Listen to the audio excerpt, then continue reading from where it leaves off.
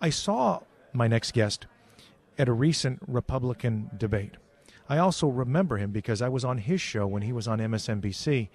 You may recall his name too, Alan Keyes. Alan, thanks for joining the program. Glad to be with you. Thank you.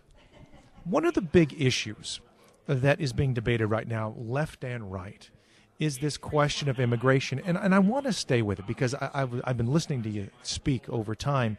And when we talk about immigration, one of those issues that I notice is it doesn't cross left and right. It doesn't cross party lines the way we would expect. Why do you think that is? Well, I think that's because elites, political elites in both parties have betrayed the American people. They have agreed on this betrayal, this neglect of our border security, this neglect of the integrity of our border, this assault on the sovereignty of the American people, and finally this willingness to cater to special interests who are seeking economic advantage through the importation of cheap labor, while at the same time shifting the burden of the cost for this onto the backs of the American people and the American taxpayer. There's been a kind of quiet agreement because on both sides of the aisle you have people who can line their political coffers, build their empire of ambition on the strength of this assault on the sovereignty of our people. And I think that that is something that sadly then leads people across the board to realize, wait a minute, we elected these people, and now they're acting as if they don't represent us anymore. They don't work for us.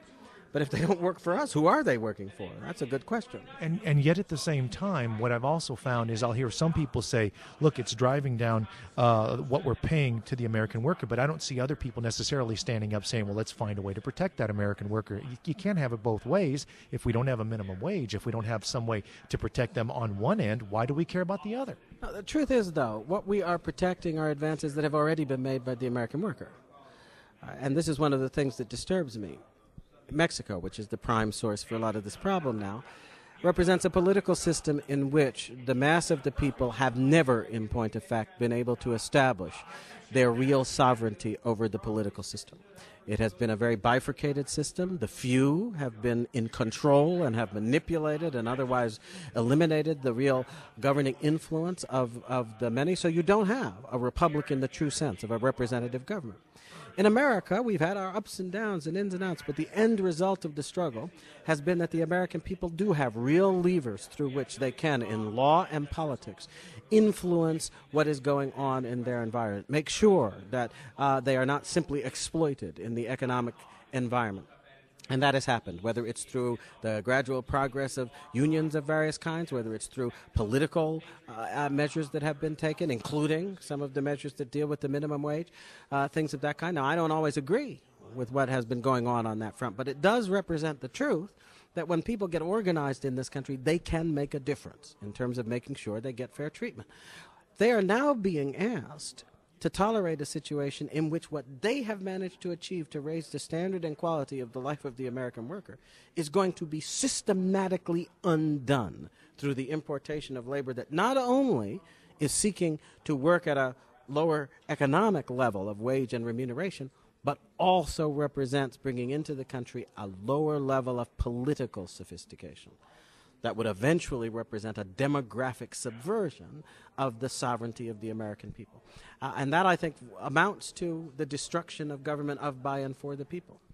Is there a difference between governing our borders, controlling our borders on one side, and the other argument that I've heard when it ties to immigration, that somehow it's about protecting not just our way of life, but our culture?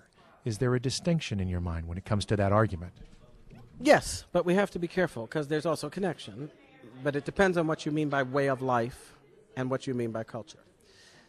Theodore Roosevelt gave a speech back in the early part of the 20th century in which he said that we should never treat immigrants as if they are only economic factors of production, because, he argued, this would end up degrading our understanding of citizenship in America.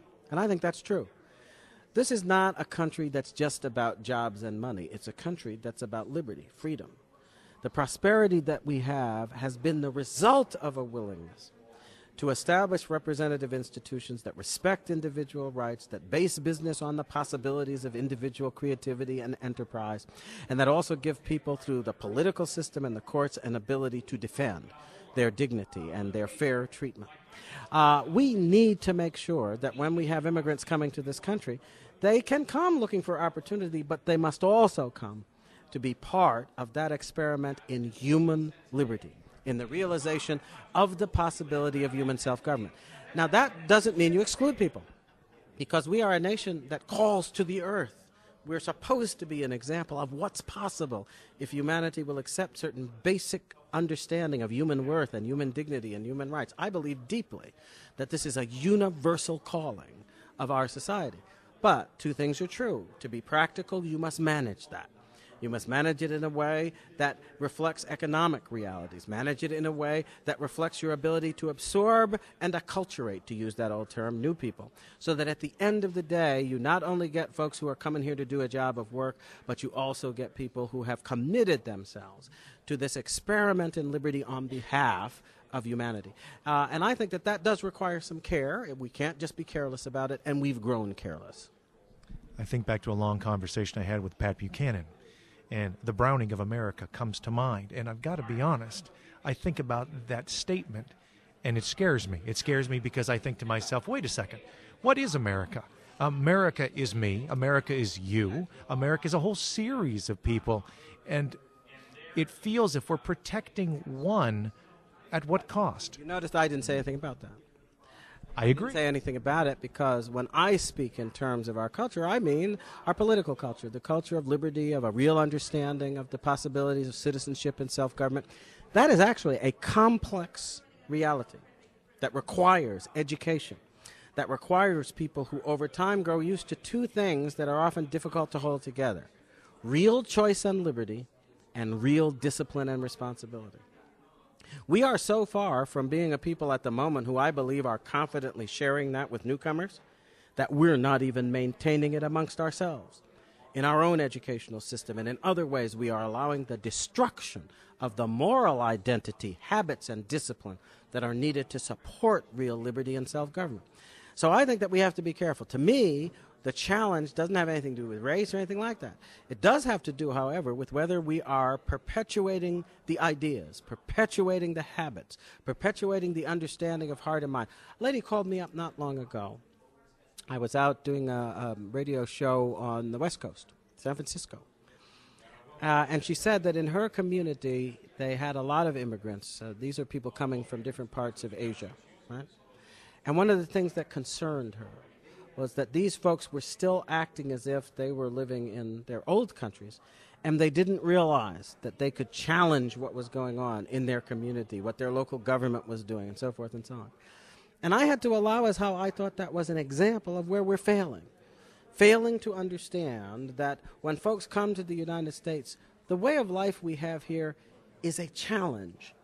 It requires sometimes that you get used to new ideas, that you develop new habits and capabilities that are at one and the same time going to represent greater freedom, greater choice, a different attitude toward authority, but also greater responsibility, a greater sense that what you do matters, which then goes along with greater care about the consequences of the choices you make.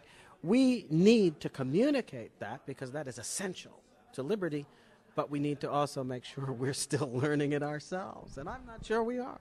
Alan Keyes is my guest. He's running for President of the United States. When we come back, we'll talk more about what that means and how difficult that is, because I want to look on the inside of that. A lot of people see it from the outside. It looks real shiny. You get up on stage, you wear the expensive suit, you get up, and everything looks great. How great is it? We'll look at that next. Stay with us. This is today's 830 WCCO.